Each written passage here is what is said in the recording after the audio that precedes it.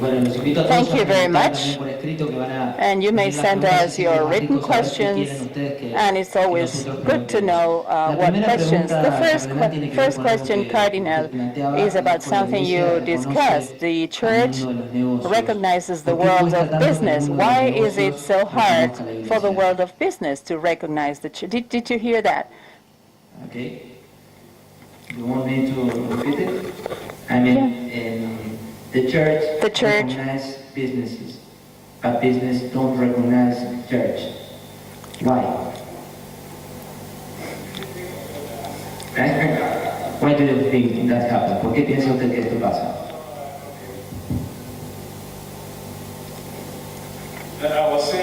Bueno, yo decía que quizás esta es una pregunta mejor para ustedes que para mí. Yo he explicado mi parte, que nosotros cambiamos la forma de mirar a los negocios y comenzamos a reconocer esta vocación noble y demás. Entonces, ¿por qué? ¿Por qué es la pregunta? Bueno, esto también es parte de la razón. En algunos lugares, la iglesia también es muy dura con los empresarios, porque también ha llevado tiempo para que la gente de negocios incorpore la fe a los negocios. Esto llevó mucho tiempo, hasta no hace mucho, y esto es parte de los objetivos justamente de este libro. Nosotros, no solo con los empresarios, varios cristianos viven vidas divididas. Viven su fe y viven su actividad de negocios, por otro lado. En el caso de los negocios, hablamos de negocios, el Vaticano. Bueno, pero puede ser cualquier otra actividad. Hay muchos cristianos que todavía no han logrado incorporar la fe a su forma de vida. Entonces, si este es el caso, tenemos dos cosas, tenemos dos divisiones, una vida de dos aspectos. Por esa razón, se ha sido muy críticos muchos acerca de los negocios o de algunos líderes empresariales, pero gradualmente, lentamente, la conciencia, la concientización está creciendo. Entonces la fe se está incorporando a la actividad empresarial, como tienen aquí este foro que reconoce que la fe tiene una dimensión social. No hay fe sin dimensión social. En nuestra carta hace poco, la fe si no está muerta. Entonces la fe que tenemos tiene implicancias sociales y por eso pensamos e invitamos a las personas que creen no simplemente a tener fe, sino también a incorporar la fe a todas las actividades que hagan.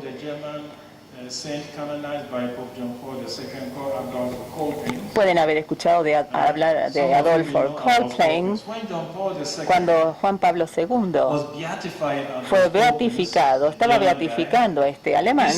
Dijo que Adolf nos había dijo que la fe no era cosa de la iglesia solamente, sino que algo que debemos que demostrar en la forma que trabajamos, en la forma que vivimos, en nuestra familia, en nuestro entorno. Creo que esto es lo que tenemos que trabajar, alentar al empresario y a todos los cristianos a incorporar la fe en su profesión y en todo lo que hace. En 2011 usted elaboró un documento muy crítico respecto al sistema financiero documentation about the international financial system. 3 years have gone by. I would like to know, has anything changed as for the diagnosis that you made back then, and which are the perspectives? El título de ese documento es Reformando el sistema social financiero a la luz de las autoridades públicas mundiales. Y bueno, ese documento fue publicado en 2010-2011, luego de la crisis financiera. De hecho, cuando salió ese documento, teníamos todavía manifestaciones en Wall Street, en Nueva York, gente que ocupaba estos lugares. Todas esas demostraciones estaban en curso. Entonces, mucha gente pensaba que las manifestaciones se producían porque, bueno, estaban inspiradas por nuestro libro, y no, nosotros no causamos esas protestas. Lo que hicimos en ese libro fue, en la experiencia de la crisis financiera y económica, tratamos de identificar las causas de la crisis. Identificamos dos causas fundamentales. Algunas de las causas eran de índole tecnológico, la aplicación de lecturas rápidas, por ejemplo, a los negocios. La gente no tiene chance de reflexionar y ver las transacciones con minuciosidad. Entonces había aspectos técnicos en estas causas de la crisis, pero también había aspectos morales, el sentido de avarismo y de ambición, que las finanzas, ustedes lo saben, ustedes me tendrían que estar enseñando a mí de esto, las finanzas también manejan la vida económica, pero la finanza es una industria por sí misma, independientemente de la vida económica. Cuando la finanza se independiza y se torna en un negocio distinto, tenemos una maximación de los ingresos y las ganancias. Eso indica entonces que tenemos causas morales que describimos en ese libro. Tiene que ver con la ambición desmedida, con la idea de ser avaros, especulaciones, por ejemplo, sin considerar las implicancias y las consecuencias para las poblaciones. Por eso es lo que hicimos en ese libro. Después de esa publicación también observamos la causa de la crisis o el efecto de la crisis que estaba afectando a los países más pobres, por supuesto mucho más que a los países más ricos. Cuando dijimos entonces, ¿podemos colocar o implementar algunas medidas para ayudar a estos países que están siendo tan afectados por la crisis? Por eso, entonces hablamos de un impuesto de transacción, digamos, es decir, separar dinero para estas ocasiones. El cardenal de Edimburgo justamente se presentó al ministro Cameron con esta sugerencia en Gran Bretaña, y Cameron le escribió, le dijo, mire, ya tenemos muchos impuestos, no podemos agregar más. Entonces, en Londres muchos lo llamaron el impuesto de Robin Hood. Bueno, le dieron un montón de nombres diferentes, pero esa es la sugerencia que hicimos nosotros. Lo más importante, y por eso fue criticado el documento, sugerimos la posibilidad de una autoridad mundial para que creara un marco regulatorio acerca de las transacciones financieras y las actividades financieras. Y esta autoridad, bueno, mucha gente interpretó esto como una autoridad o un gobierno mundial. Nosotros no hablábamos de un gobierno mundial, sino de una autoridad mundial para establecer reglas, para controlar las transacciones financieras. Por esto el documento fue muy criticado en los Estados Unidos. Fuimos invitados a un seminario en Frankfurt, en el Bundesbank, y ellos habían leído el libro, pero cuando llegamos al tema de la autoridad mundial, todos dijimos, ¡upa! ¿Qué es esto? Nadie quiere una autoridad mundial, pero luego tratamos de alentar esta idea. Todo el mundo viaja cómodamente con las aerolíneas hoy en día, ¿no? Por IATA. IATA tiene licencias, tiene instrucciones, directrices. Por eso es tan seguro tomar un avión, porque hay una autoridad que ha creado un marco y que rige todo esto. Entonces, bueno, es hora de considerar entonces algunas reglas mundiales generales para controlar la especulación y reducir estas actividades que llevan a malos puertos. Esto aún sigue siendo criticado. Eso es lo que pasa. Referencia a ese documento que toma I was talking about this document. Que se está viendo localmente y también a nivel global. Siendo a la vocación del líder empresarial y a lo que está así escrito, hay varias cuestiones que me llamaron particularmente la atención. Una es la que dice que cuando las empresas y las economías de mercado funcionan correctamente, el rol del empresario también contribuye al bienestar común. Pero ¿por qué es tan difícil continuar en esa línea cuando vienen tiempos de crisis? Bueno, entonces, cuando el mercado funciona bien, entonces estas cosas van por el mismo carril.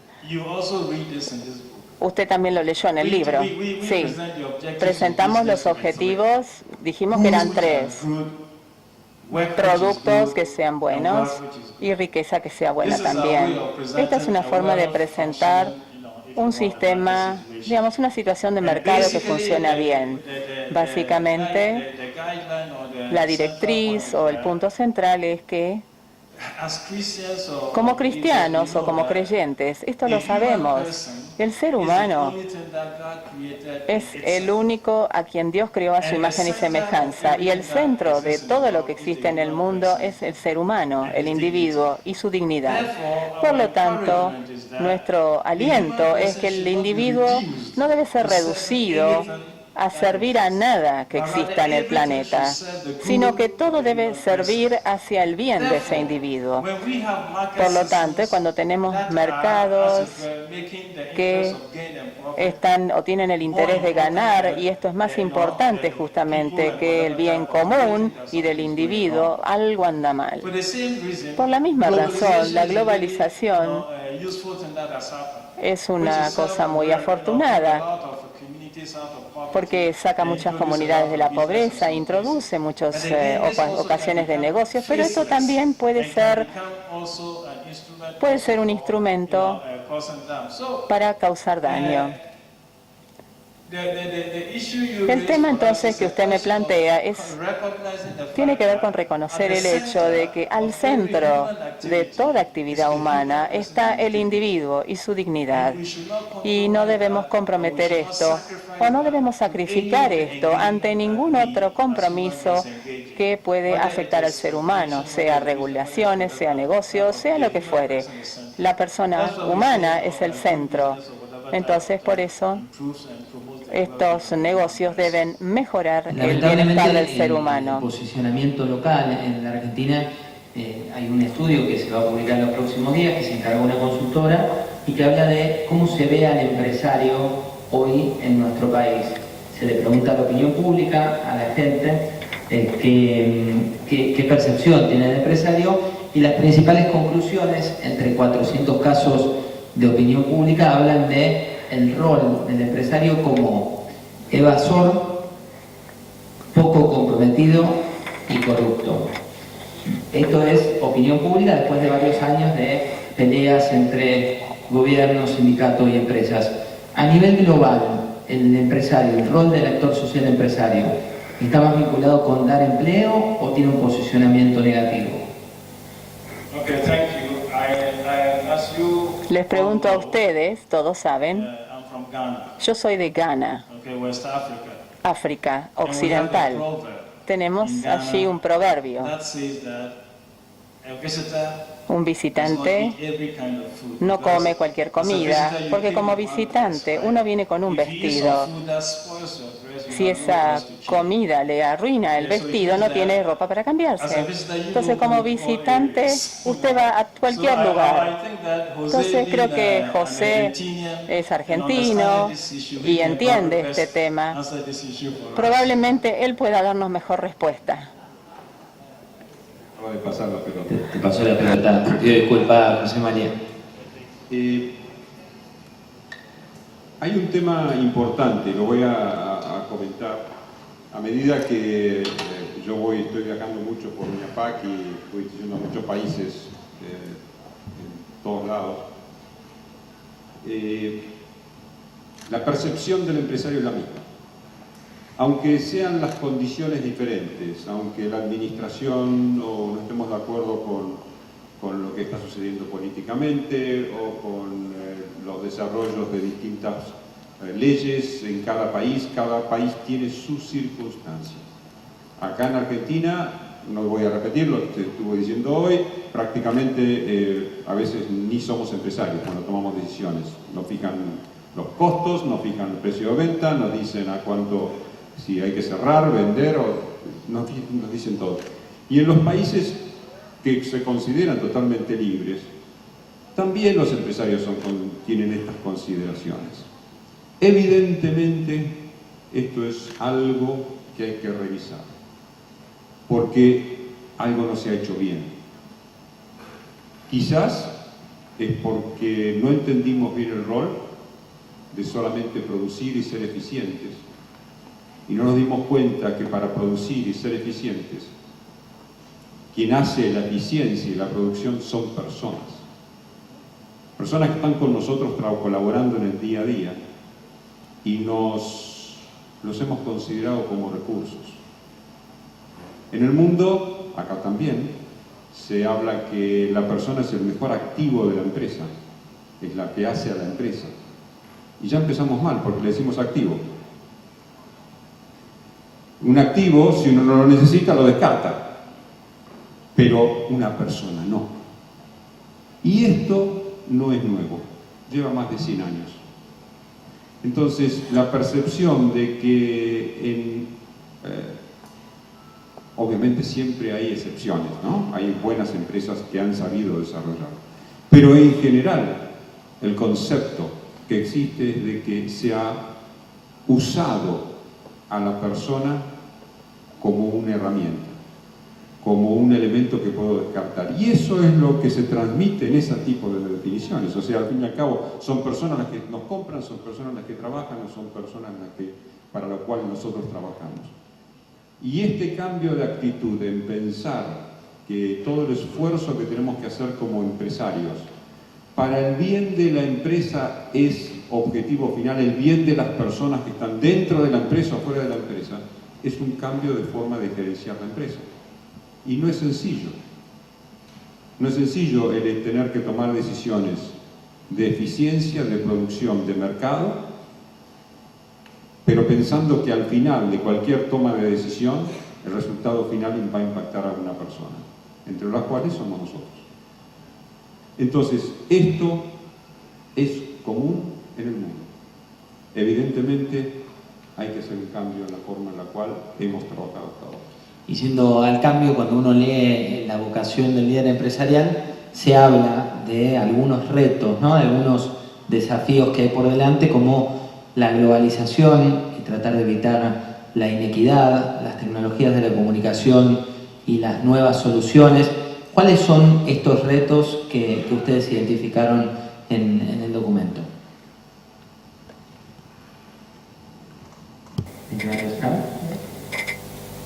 Which are the challenges? In this document, Yeah. I think the challenge is a basic. Creo que los desafíos son The simples. challenge is who we are. Los desafíos son es llevar a la identidad, incorporarla a nuestra vida, a nuestra actividad. La identidad es la identidad de ser cristianos, discípulos del Creador. Ese tipo de cambios a nivel de la identidad, esto tiene que incorporarse a nuestra mentalidad. Es un desafío que no está solo limitado al empresario. Este desafío también lo vemos en los sacerdotes. No todos los sacerdotes respetan esa vocación en su ministerio. Entonces hay una idea de conversión, hay un desafío y también transformar nuestra fe y nuestra vida, de modo que lo que hacemos es lo que creemos. Es un cambio radical a nivel cristiano. ¿Y por qué es tan difícil? ¿Por qué es tan difícil? Porque por eso hablamos de la nueva evangelización en la iglesia. Es un desafío que vemos en tantos lugares. Habrán escuchado en el año 84, hablábamos de la crisis de Ruanda, del genocidio de Ruanda. En ese momento, entonces, ¿por qué la población católica, 75% de la población, por qué se persiguen esta población? ¿Por qué se la perseguía? Significa que a veces la religión está en la cabeza y no viene del corazón. Es una situación real que debemos enfrentar. La situación real es que nuestro conocimiento de la cristiandad es nocional, es a nivel de noción. Nociones que tenemos acerca de esta religión cristiana, de la fe y de otros temas. Pero la cristiandad no es una cosa, una noción, es una forma de vida. Por eso, la cristiandad se presentaba antes como el camino. Es un camino, una forma de vivir, una forma que adoptamos esa vida y esto afecta a todo lo que hacemos. No podemos vivir de una manera y hacer otra cosa diferente. El desafío entonces es el desafío de la evangelización. ¿Cómo nosotros, como pastores, como sea, cómo hacemos que esta gente que bautizamos, que evangelizamos, a los que le damos la primera comunión, cómo aseguramos que la cristiandad no sea simplemente una noción en la cabeza, sino que sea una vida, una forma de vida que viene del corazón? Es un cambio radical. Por eso la Iglesia hoy en día habla de una nueva evangelización. Tenemos que hacer las cosas de nuevo para pasar esto de la cabeza al corazón. ¿Cuáles son los problemas más importantes? Usted escribió acerca de ausencia de leyes, corrupción y también la falta de eficiencia en los recursos. ¿Son estos los temas fundamentales? No, creo que algunos eventos en la vida tienen un efecto de bola de nieve. Si yo soy sacerdote, ¿quién se supone a quién voy a catequizar, a quién voy a evangelizar, a quién voy a incorporar a la fe? Si yo mismo tengo esta idea de noción y bueno, voy a transmitir lo mismo a otras personas. Esto es lo primero que hay que reconocer. Debemos garantizar que esta nueva evangelización se produzca en nuestros seminarios, en nuestros centros de formación. Tenemos que hacer que los mismos pastores se conviertan para luego lograr facilitar entonces esto de esparcir la fe. El problema de los recursos está allí, en el sentido en que, bueno, esto es verdad en muchos países, por ejemplo en Asia, también en África. Y esto es verdad porque estos dos continentes ahora tienen la más grande el desafío de la dispersión del Islam. Ellos vienen con mucho dinero, ellos no necesitan dinero, esto proviene del petróleo, tienen muchos recursos para hacer lo que quieran. Los cristianos en estos países tienen momentos muy difíciles, por eso los recursos se convierten en un tema, y no es solo de índole financiero, sino también para formar expertos.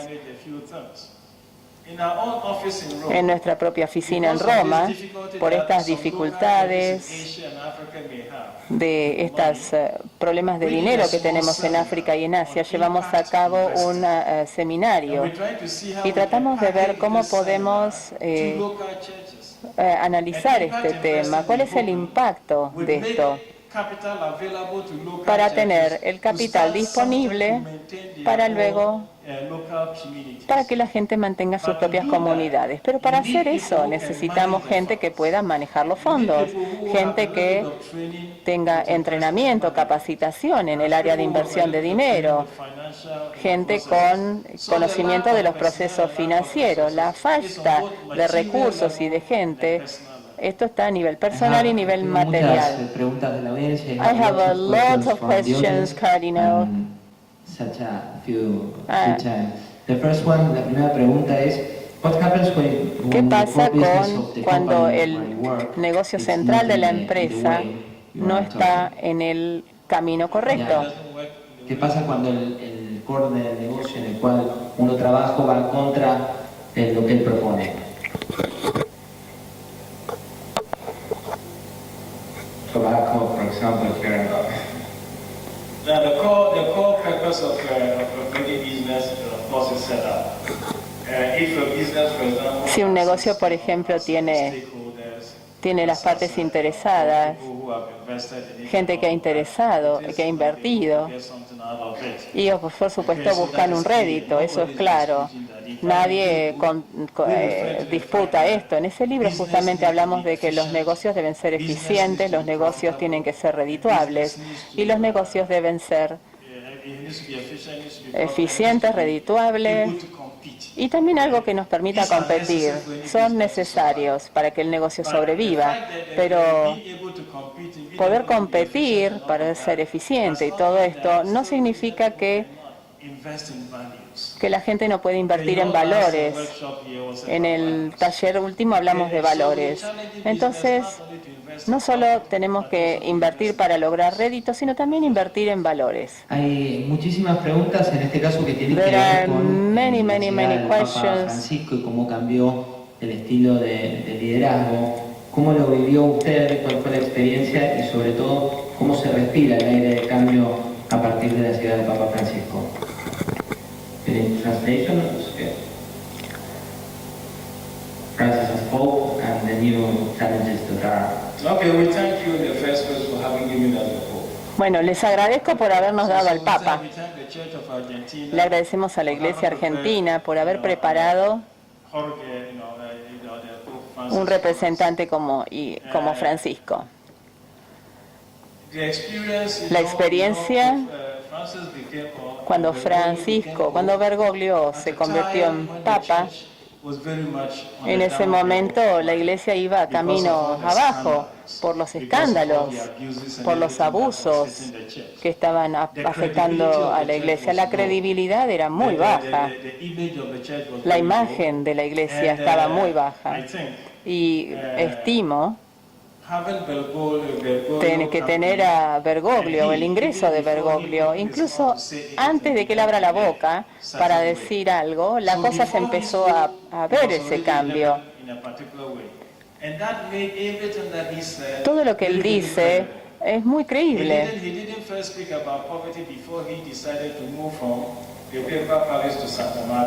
Decidió mudarse de un lugar a otro, es lo primero que hizo.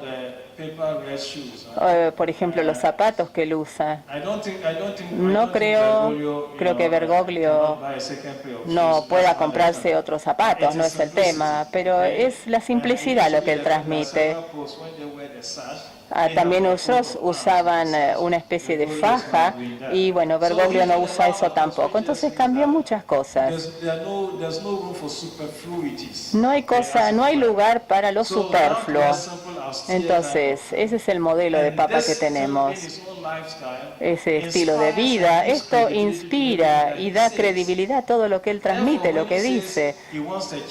Cuando él dice, quiere una iglesia para los pobres, bueno, todo el mundo le cree porque es lo que él mismo vive. En el Vaticano hay cosas que se usaban antes, un SB1. Bueno, él decidió usar otro auto, por ejemplo, más sencillo.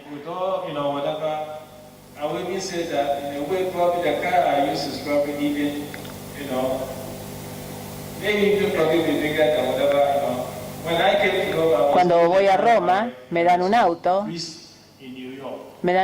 que era de un cura.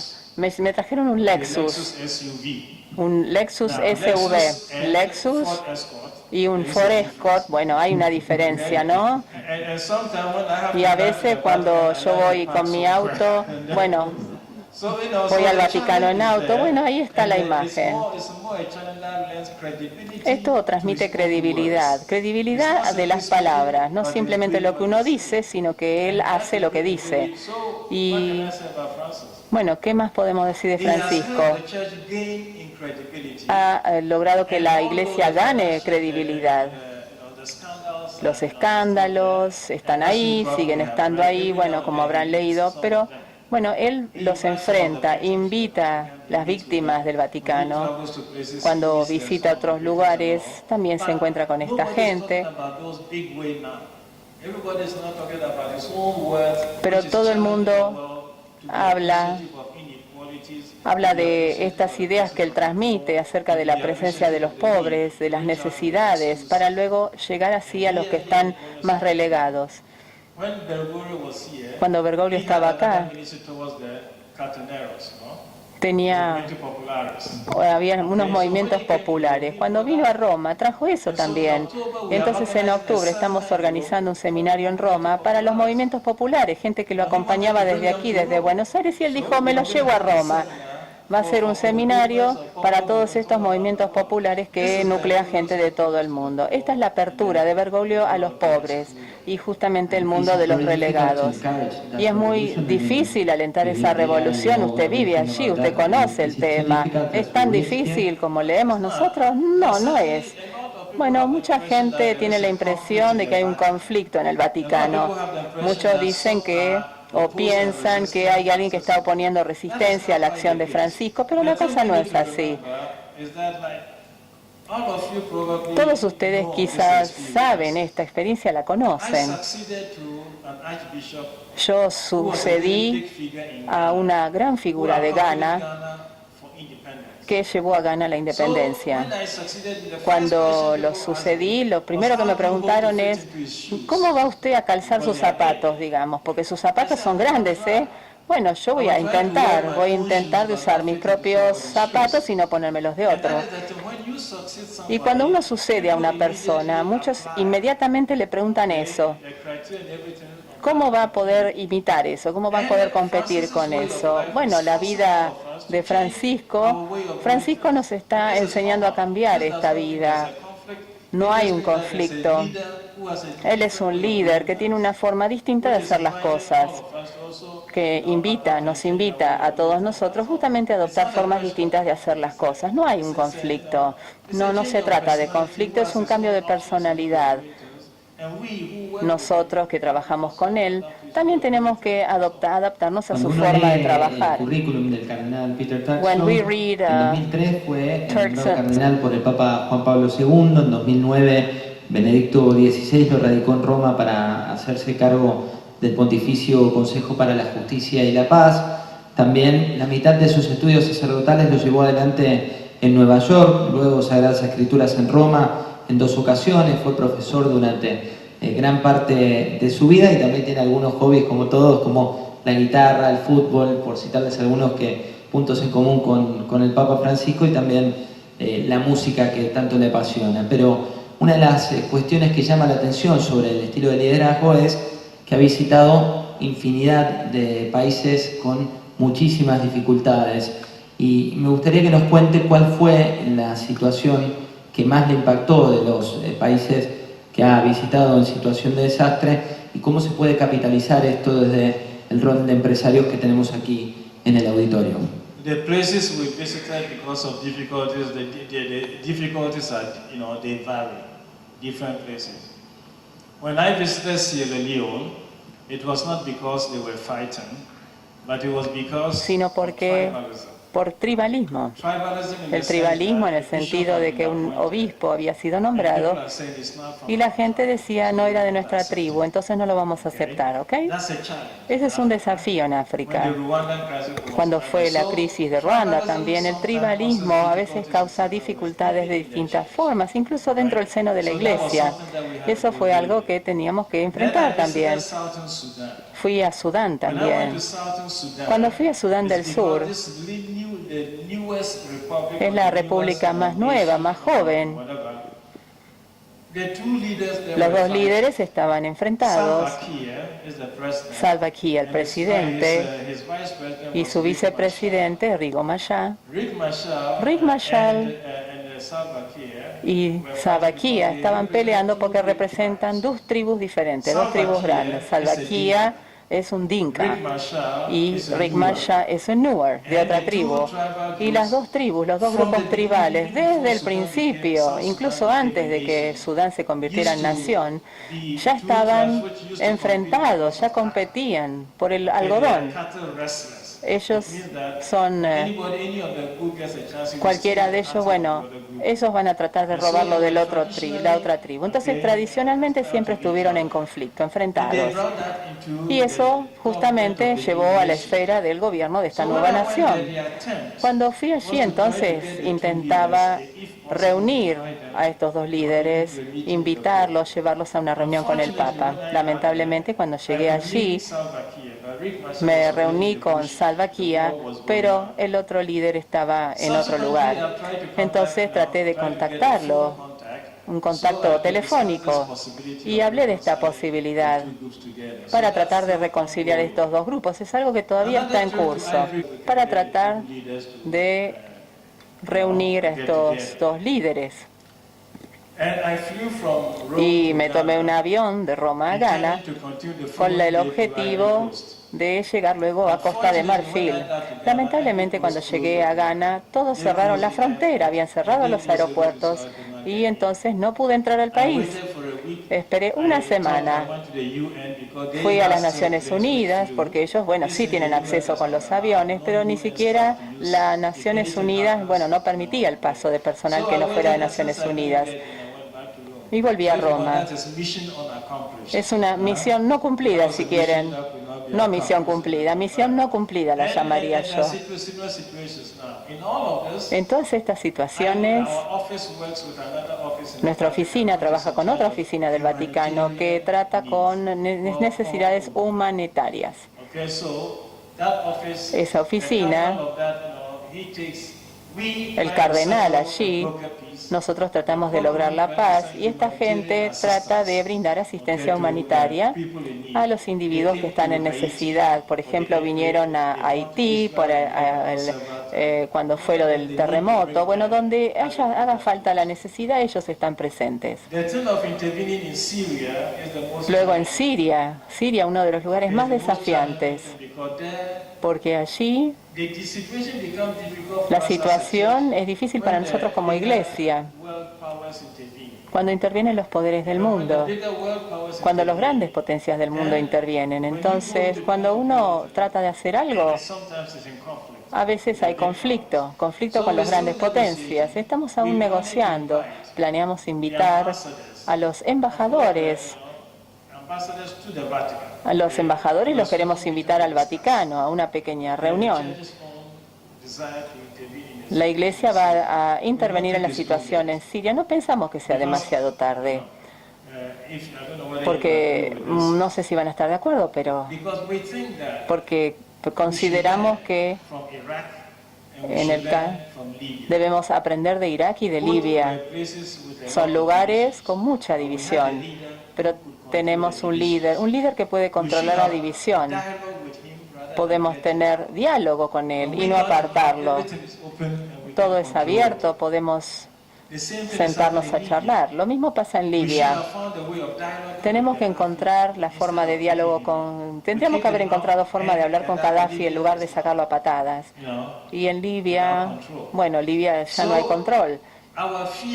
Nuestro temor es que si sacamos a Assad, podemos tener la misma situación que Irak y Libia. Ya ha comenzado esto, parte de Siria ya está ocupada. Tenemos estas opciones para debatirlas con los embajadores y tratar de ver cómo proceder. Antes de cerrar, te voy a dar pie, José María, para que nos cuentes un dato, que nos anticipes un dato sobre lo que viene. Hiciste una primicia, vamos a ver de qué se trata. Okay. Solo para comentarles, hace casi 2 meses el cardenal, a través de Justicia y Paz, invitó a hacer un encuentro a nivel mundial de empresarios, economistas y organizaciones civiles y participamos por UNIAPAC como representantes del grupo empresario. En ese encuentro habían aproximadamente 66, 67 personas y después, el día sábado, cuando terminaba, tuvimos la suerte de que participara el Papa en el almuerzo. Y él leyó un mensaje muy importante. Fundamentalmente lo que él transmitió fue que no se dejara al hombre fuera del centro del foco de las conversaciones que estábamos teniendo, porque él planteó que si sacamos al hombre y ponemos otros objetos como nuestro foco de desarrollo empresarial u organizacional, el hombre pasa a ser un servidor de ese otro objeto y no ser servido por todos. Entonces hay que cambiar el orden en el cual desarrollamos nuestras tareas. A continuación de eso me atreví a enviarle una carta personal agradeciendo sus comentarios y a su vez le hacía un resumen de lo que es UNIAPAC y lo que son las asociaciones de las cuales formamos parte de UNIAPAC.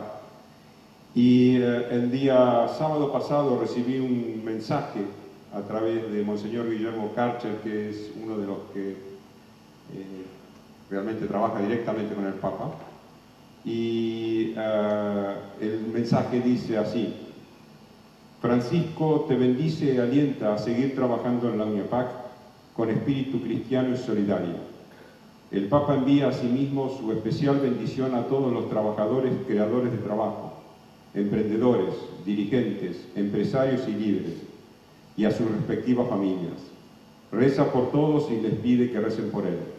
Los encomienda a la protección de la Virgen María. Este mensaje es para todos nosotros, así que lo agradezco a ustedes.